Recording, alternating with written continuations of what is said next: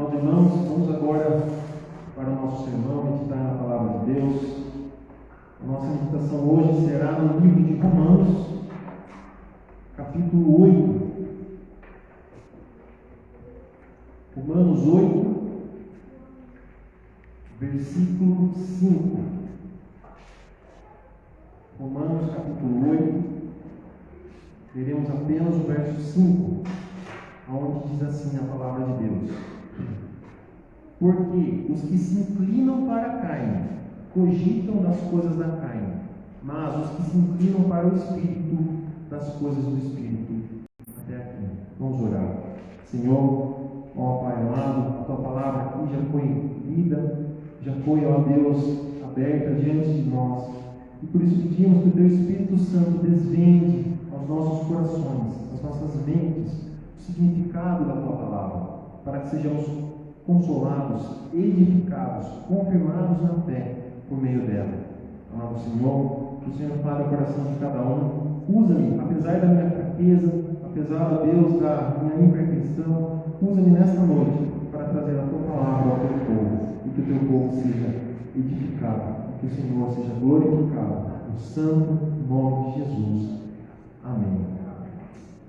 Irmãos, esse texto, o apóstolo Paulo vem falando durante todo esse capítulo a respeito, em primeiro, de como o Evangelho nos liberta da condenação, como nós vemos no verso 2, onde ele diz: porque a lei do Espírito da vida em Cristo Jesus te livrou do pecado e da morte.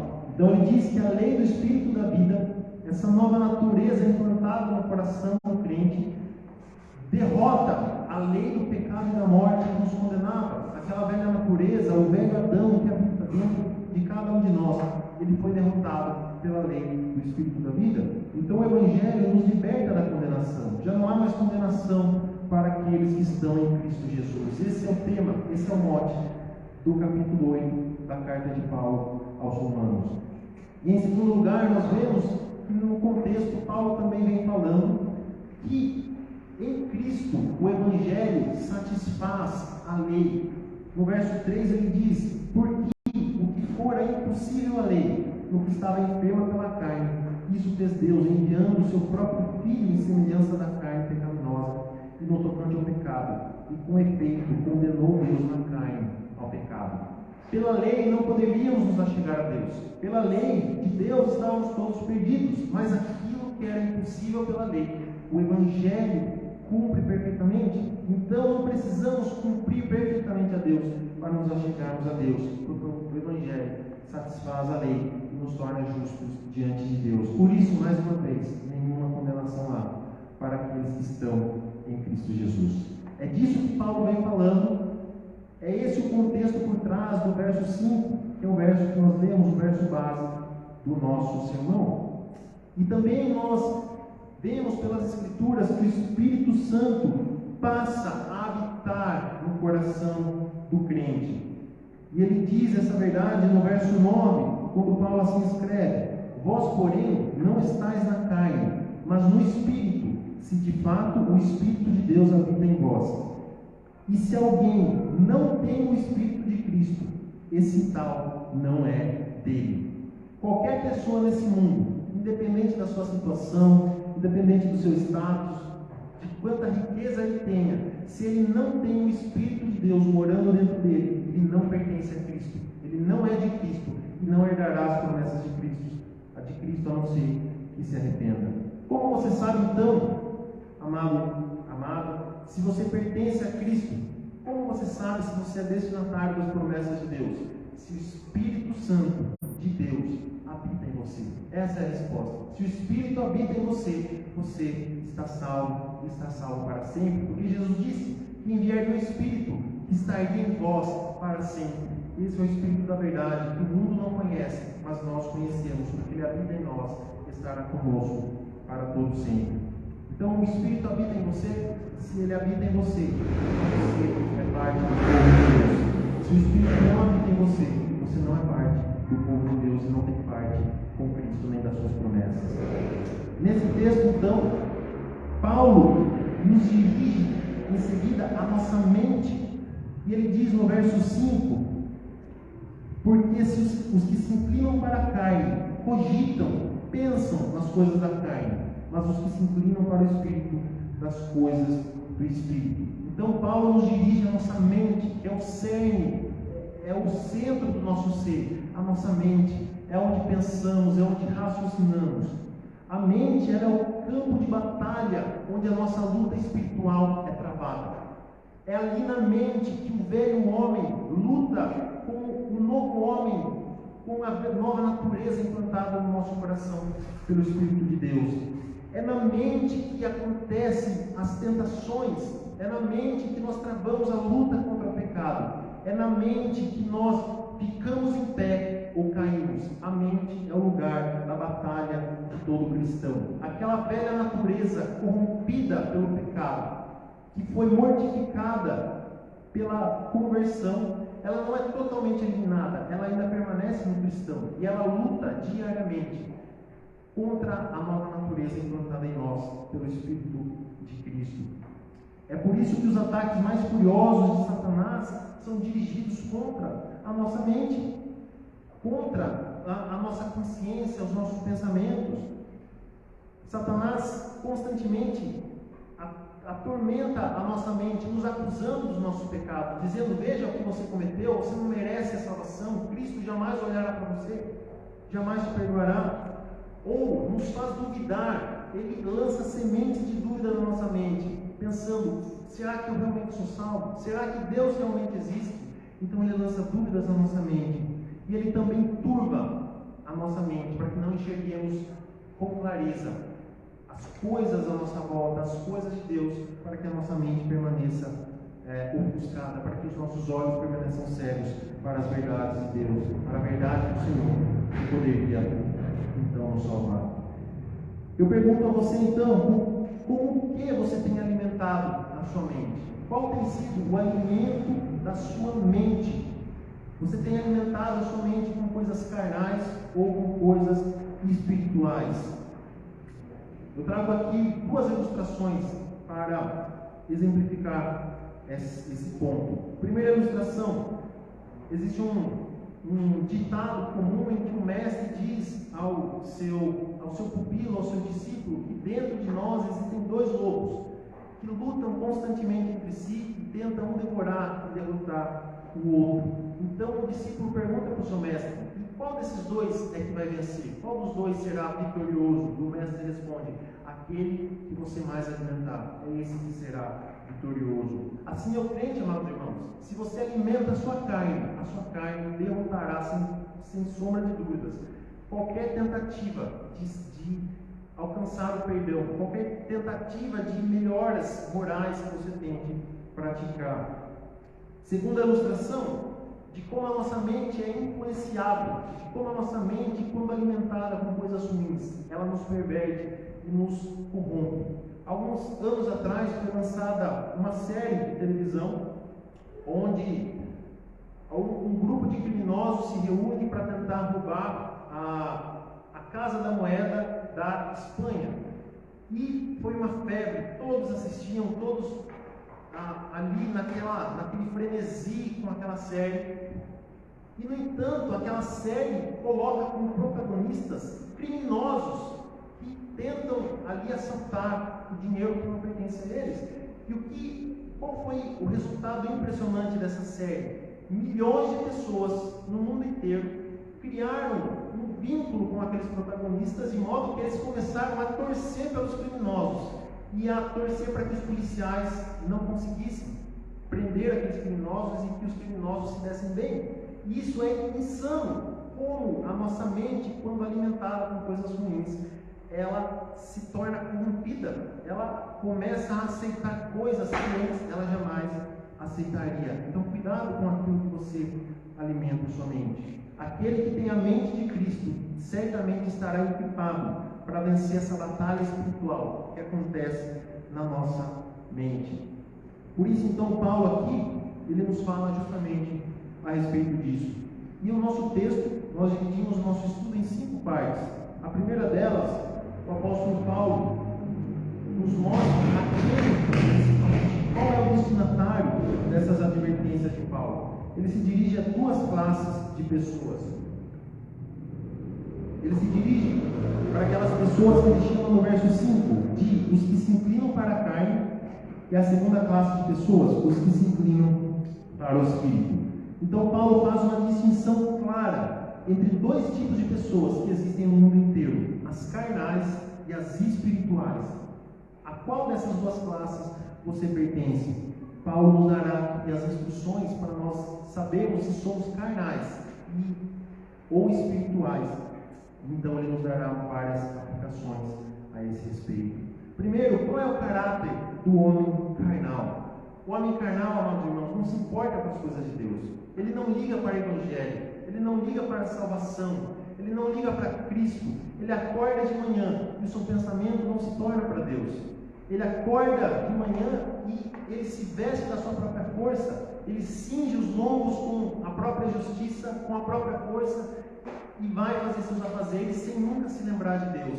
Se ele se lembra de Deus, é somente de uma forma ritualística, de uma forma supersticiosa, que nunca alcança nenhum tipo de poder, que nunca alcança nenhum tipo de eficácia verdadeira. O homem carnal é aquele cujos pensamentos, cujo coração está tomado daquilo que é ruim, daquilo que é perverso, daquilo que não agrada a Deus.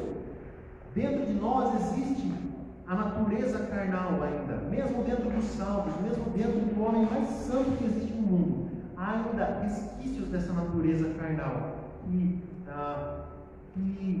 ainda nos afligem, que ainda nos trazem tristeza, porque o nosso desejo é ver o nosso corpo, o nosso espírito ser para sempre liberto de todas essas transgressões, de todas essas iniquidades que ainda restam no nosso coração. E a nossa esperança é que seremos, muito em breve, libertos de todas essas coisas.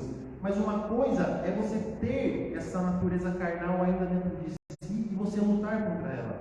Outra coisa muito diferente é você viver de forma carnal. É você ser um homem carnal. É você ter a mente carnal. É você não ter a mente de Cristo, não ter o Espírito Santo dentro de si. É viver de forma que desonra e desagrada a Deus.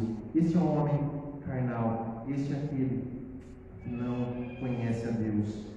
Mas, amados irmãos, nós temos então uma distinção a ser feita entre o homem carnal. Existem aqueles homens carnais que vivem tão distantes de Deus que talvez nunca tenham colocado o pé dentro de uma igreja. Eles vivem como se estivessem nem aí para as coisas espirituais. Existe um certo esporte nas regiões mais orientais, onde a pessoa ela tem que andar com os pés descalços sobre brasa viva, sobre fogo ardente. E esses ímpios que vivem tão afastados de Deus estão dessa forma. Eles vivem como que pisando em brasas. Há um caminho que conduz à perdição. Eles estão completamente afastados de Deus. E nada na vida dele pode dizer que existe algum resquício de evangelho na vida deles. Mas existe ainda uma segunda classe de pessoas carnais, que são aqueles que possuem uma aparência de piedade. São pessoas que professam a fé, são pessoas que vêm à igreja, são pessoas que batizaram seus filhos na infância ou que foram batizados na infância, são pessoas que vêm aos cultos, que participam dos sacramentos, que estão envolvidos nas atividades da igreja, mas no seu coração eles nunca foram transformados, eles nunca foram regenerados. Eles não andam como pisando em brasas, mas eles andam em um caminho como um tapete vermelho posto diante dele, enfeitado com flores coloridas, e o vento traz aquele aroma refrescante das flores diante dele, mas é um caminho enfeitado que conduz ao inferno, tanto quanto o caminho daquele que caminha sobre brasas. E eu pergunto a você: você é assim, meu amado irmão? Você vive dessa forma? Você diz que vem à igreja há não sei quantos anos, mas o seu coração foi verdadeiramente transformado? Talvez você não tenha se afundado no pecado como aqueles dos quais nós acabamos de falar, mas talvez você esconda uma hipocrisia no seu coração, que vem à igreja, que diz que é crente, mas no seu coração você nunca foi regenerado. Esse, meu amado irmão, é o caráter do homem carnal. que nenhum de vocês aqui seja o homem carnal, porque para eles, enquanto não se arrependerem, não há esperança. Mas nós temos agora o homem espiritual, aquele que não anda mais segundo a carne. Esse é o caráter do homem espiritual. Ele pensa em Deus, o coração dele está voltado para as coisas de Deus. O homem espiritual respira a Deus, a Cristo, a todo momento em sua vida. Para as coisas de Cristo, ele está pronto para viver ou morrer a qualquer instante. Ele pensa em Cristo a cada momento da sua vida. Tudo que ele faz para a glória de Cristo. Se ele come, é para a glória de Cristo que ele faz. Se ele bebe, é para a glória do Senhor Jesus. Qualquer outra coisa que ele faça, qualquer pensamento que venha à sua cabeça, qualquer palavra que saia dos seus lábios, é para engrandecer e enaltecer o nome do Senhor Jesus. Esse é o homem espiritual. E Paulo aqui faz uma distinção então entre esses dois homens, aquele que é o carnal e aquele que é o espiritual. O meu desejo nessa noite, a minha oração é que todos aqui sejam espirituais, mas nós devemos nos lembrar pela palavra de Deus que sempre há o risco de que aonde um ou mais se reúnem para louvar a Deus, para se reunirem em nome de Cristo, há sempre o risco de que no meio deles haja alguém que nunca foi transformado. Por isso é necessária essa advertência, que você não esteja na carne, que você olhe e faça um autoexame no seu coração e veja se você está na carne, se você está no Espírito, e se você constatar que você estiver na carne, que você se arrependa, porque ainda há esperança se você se arrepender e buscar a face do Senhor. Nós vemos então, em segundo lugar, o apóstolo Paulo traz agora o galardão de cada uma dessas classes. Nós já vimos a classe dos carnais e a classe dos espirituais. Agora nós veremos o galardão, a recompensa que cada uma delas recebe de Deus, o destino que aguarda cada um deles. Nós temos então, primeiramente, o galardão dos carnais. Ele vive sem Deus, ele não se preocupa com Deus, a vida dele é totalmente voltada para as coisas do mundo, ele é tomado pelo mundo, pela carne. Ele é, como Cristo disse a respeito daqueles judeus: vós tendes por pai ao diabo, quereis satisfazer os desejos do vosso pai. Um homem que vive dessa forma, qual é a recompensa que ele receberá do Senhor? Por acaso ele entrará no reino da glória pelas portas? Por acaso ele vai entrar por aquelas portas de diamante, vai pisar naquele mar de cristal, vai ver a face de Cristo? De modo algum, de forma alguma. A porção dele é afastado para sempre da presença gloriosa de Deus. A não ser que eles se arrependam, eles serão para sempre excluídos da presença de Cristo. Eles estão nesse mundo, mas aqui mesmo eles já estão condenados, porque não creem no Senhor Deus, porque não creem no Filho de Deus, no Senhor Jesus Cristo, que poderia livrá-los. O homem carnal não tem parte nas promessas de Cristo.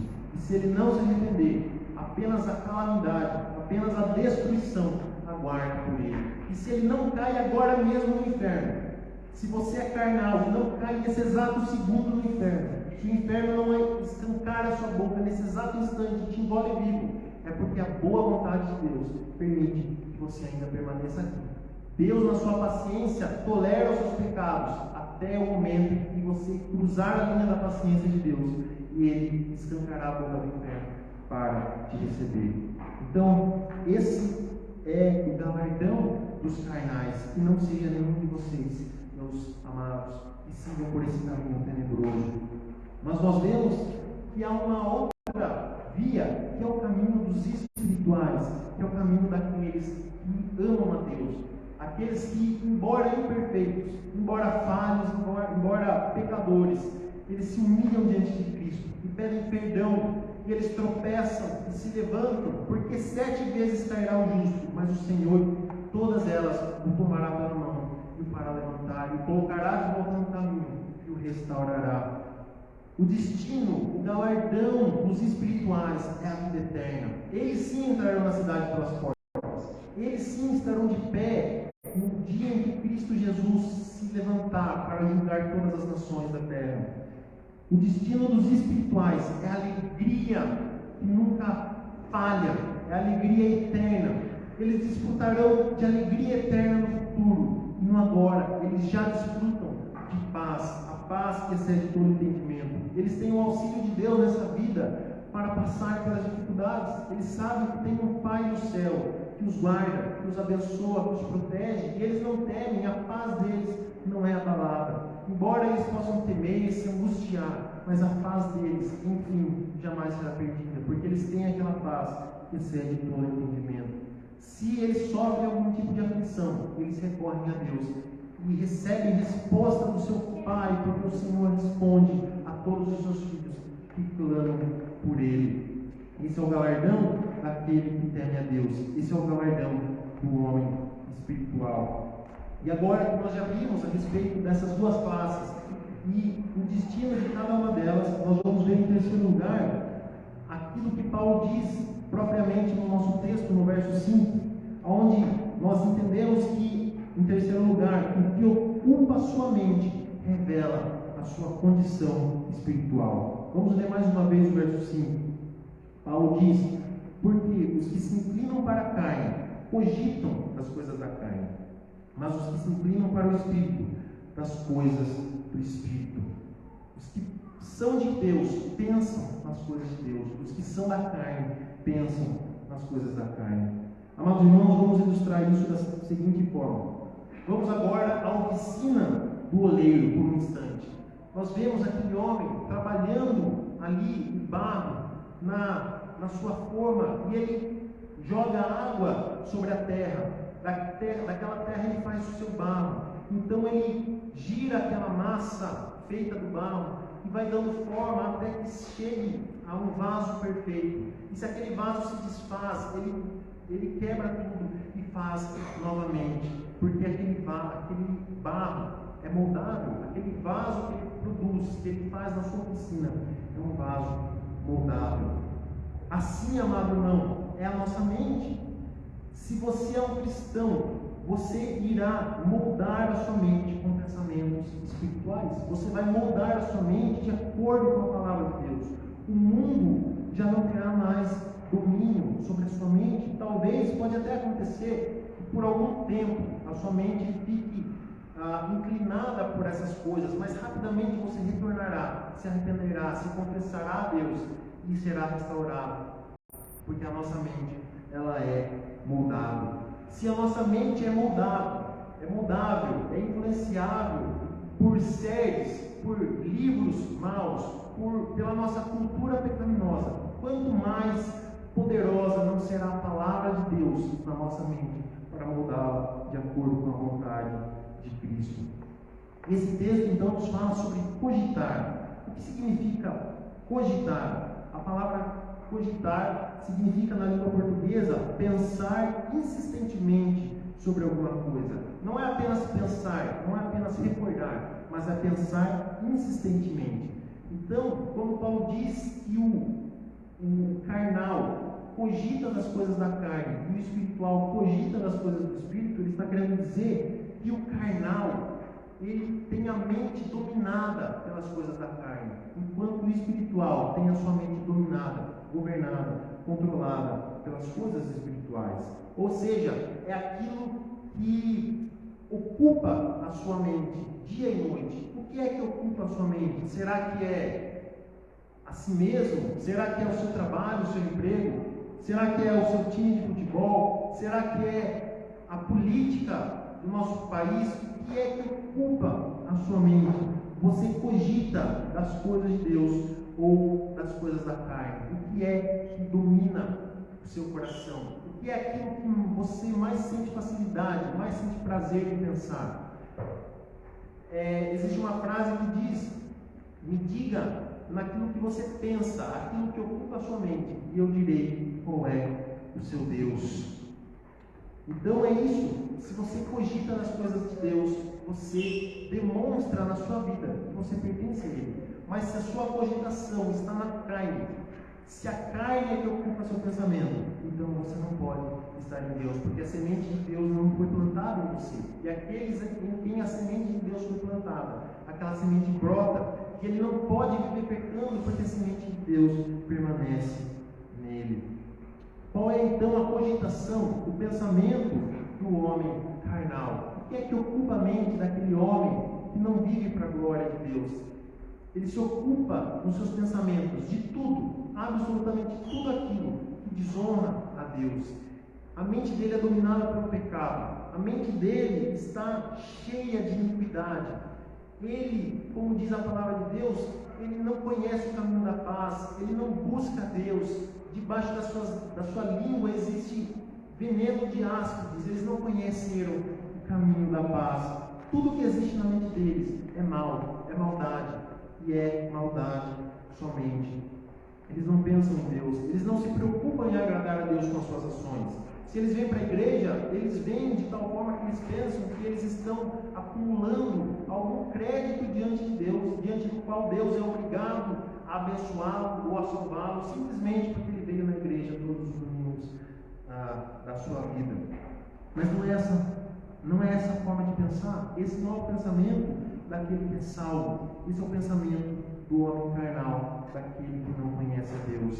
Ele se levanta de manhã, como nós já dissemos, e busca a satisfação do seu próprio ego, a satisfação do seu próprio umbigo, mas nunca busca agradar a Deus e servir a Ele. O simples pensamento de se submeter a Deus, o simples pensamento de ter sua vontade submetida a um Senhor celestial maior do que Ele, é abominável para Ele, porque Ele quer ser o Senhor de si mesmo, o Senhor do seu próprio ventre. Mas não é assim o homem espiritual. Os pensamentos do homem espiritual são completamente contrários. Ele deseja com todas as suas forças conhecer a Cristo. Conhecer a Cristo é aquilo que ele ama. Ele daria a sua própria vida, como diz o apóstolo Paulo. Eu abriria a mão de tudo para conhecer a Cristo e ser conhecido por Ele. Eu daria o meu próprio corpo para ser queimado se eu pudesse conhecer o Senhor Jesus agora mesmo. Paulo diz em Filipenses que ele preferia abrir mão da sua própria vida e deixar esse mundo agora mesmo para conhecer a Cristo, que é infinitamente melhor do que continuar um segundo a mais somente nessa terra. Será que esse é o seu desejo? Será que você desejaria estar com Cristo agora mesmo? Se Ele te chamasse essa noite, você diria: Senhor, estou pronto para estar com o Senhor. Ou você diria: só mais uns 50 anos e depois o Senhor volta para nós tentarmos negociar novamente. O que se passa na sua mente? Você pensa nas coisas de Deus. Você pensa como um homem espiritual. Você pensa como aquele que recebeu a mente de Cristo, ou como aquele que vive na carne e no pecado. Amados irmãos, nós quantas vezes falhamos no ano que se passou em termos o nosso coração sempre mergulhado em pensamentos celestiais, em ter o nosso coração mergulhado nas coisas do céu. Eu me lembro de Spurgeon, ele dizia: eu não consigo passar 15 minutos do meu dia sem fazer pelo menos uma pequena oração a Deus, porque eu não consigo ficar com a minha mente vazia de Deus. E quantos de nós, quantos de vocês talvez tenham ficado um dia, 2, uma semana, um mês sem ter orado, sem ter lido a Bíblia durante o ano que se passou? Que seja diferente, irmão, nesse ano que se inicia, que a nossa mente esteja em Cristo, que o nosso coração esteja nele, que a sua mente seja regada com pensamentos espirituais, que a sua mente seja povoada por pensamentos espirituais, porque se assim não for, não há razões para pensarmos que vocês estão em Cristo. Aquilo que ocupa a sua mente revela a qual classe de pessoas você pertence, se você pertence a Cristo ou se você pertence à carne. Você quer saber se você é salvo? Então me diga, qual é o pensamento que mais ocupa a tua mente? Quarto lugar, quais são então as razões pelas quais o crente deve manter uma mente sempre espiritual? Quais são as razões? Qual é o motivo pelo qual nós, cristãos, não devemos pensar como um homem carnal? Qual é a razão pela qual nós não devemos pensar como o mundo? Porque a nossa mente deve ser diferente. Qual é a razão? Primeiro, pela sua natureza. Nós lemos no livro de Filipenses, capítulo 4, no versículo 8, o apóstolo Paulo diz: finalmente, irmãos, tudo que é verdadeiro, tudo que é respeitável, tudo que é justo, tudo que é puro, tudo que é amável, tudo que é de boa fama, se alguma virtude há e se algum louvor existe, seja isso que ocupe o vosso pensamento. O cristão recebeu uma nova natureza, um novo princípio de vida implantado no seu coração pela graça de Deus. E esse novo princípio de vida é puro, é santo por natureza, e ele não se volta para o pecado, o seu desejo está para Deus. A carne que está em nós luta constante e diariamente contra esse novo princípio de vida, contra esse novo homem que habita dentro de nós. Mas essa nova natureza, ela é pura, ela é santa por natureza, e os seus pensamentos acompanham a sua natureza, acompanham a sua inclinação espiritual pura. Nós devemos manter pensamentos santos, porque Deus que habita em nós, o Espírito que habita em nós é santo. Nós devemos manter pensamentos puros, porque o Espírito que habita em nós e a nossa natureza restaurada é pura. Nós devemos manter pensamentos em coisas boas, em coisas santas, em coisas elevadas, em coisas que refletem a palavra de Deus, porque nós recebemos uma natureza assim. Não podemos viver de forma contrária, devemos viver de maneira condizente com a graça que recebemos do nosso Senhor e Salvador Jesus Cristo. Se você vive de qualquer outra forma, se você não vive com a sua mente mergulhada nessas coisas, irmãos, eu tenho uma péssima notícia para você. É muito provável que você não esteja nessa graça do nosso Senhor e Salvador Jesus Cristo. Então nós devemos cultivar esses pensamentos santos, porque a natureza que foi colocada em nós e o Espírito Santo que foi colocado em nós refletem a pureza, a santidade e o caráter elevado desses pensamentos que nós devemos cultivar. Se você está em Cristo, você irá cultivar pensamentos santos e uma mente santa. E em segundo lugar, não somente pela sua natureza, mas também nós devemos manter uma mente santa por causa da nossa união com Cristo. Veja o que diz em Colossenses 3, do 1 ao 3. Portanto, se fostes ressuscitados juntamente com Cristo, buscai as coisas lá do alto, onde Cristo vive, assentado à direita de Deus. Pensai nas coisas lá do alto, e não nas que são aqui da terra, porque morrestes, e a vossa vida está oculta juntamente com Cristo em Deus. Você está unido a Cristo por meio da fé. Se você foi salvo, se você foi regenerado, você está unido a Cristo. E essa união com Cristo produz santidade.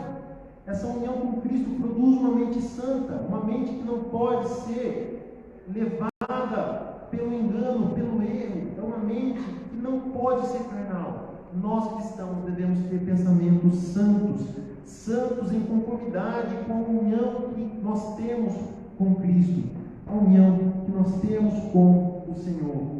Portanto, não podemos viver desordenadamente. A nossa mente não pode ser uma fábrica de imoralidades, não pode ser uma fábrica de ídolos.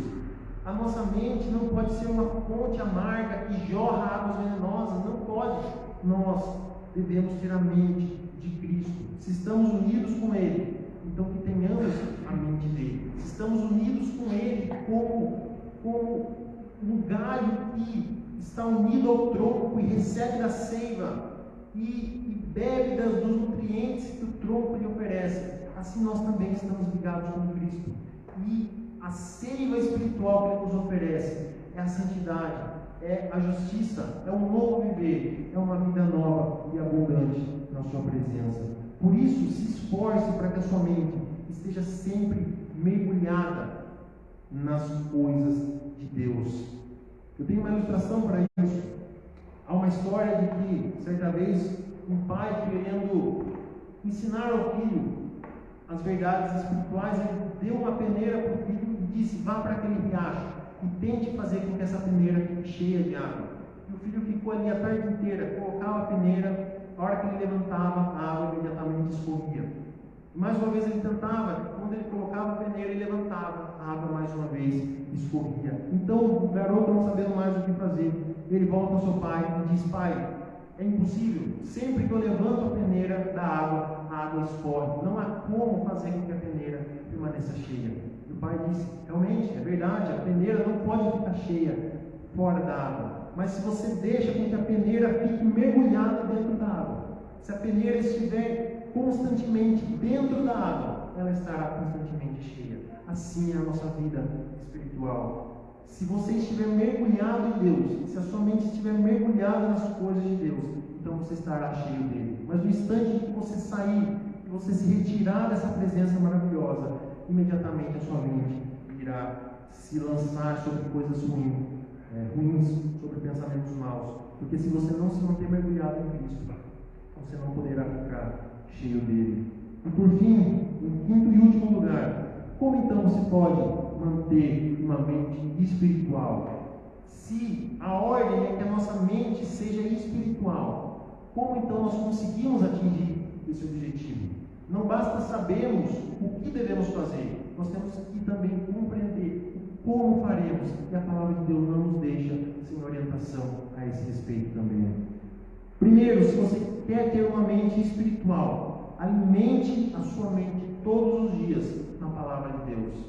Se você não medita na palavra, se você não consome a palavra de Deus todos os dias, como você espera ter uma mente espiritual? Como você espera ter a mente de Cristo?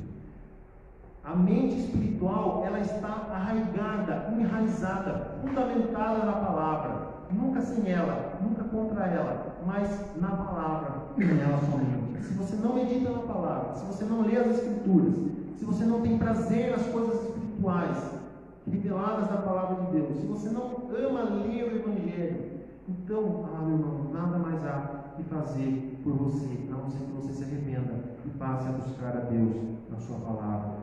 Então, se você se alimenta diariamente na palavra, você estará recebendo um adubo, um extrato para que você desenvolva pensamentos santos.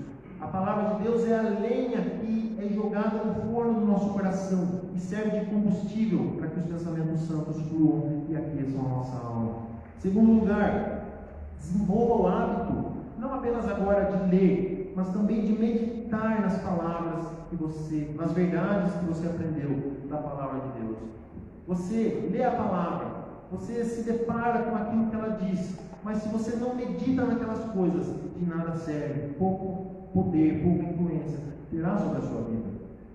Muitas vezes eu lia a palavra de Deus pela manhã, ia trabalhar, e quando chegava à tarde eu me perguntava, mas o que foi mesmo que eu li de manhã? Não me lembro, esqueci.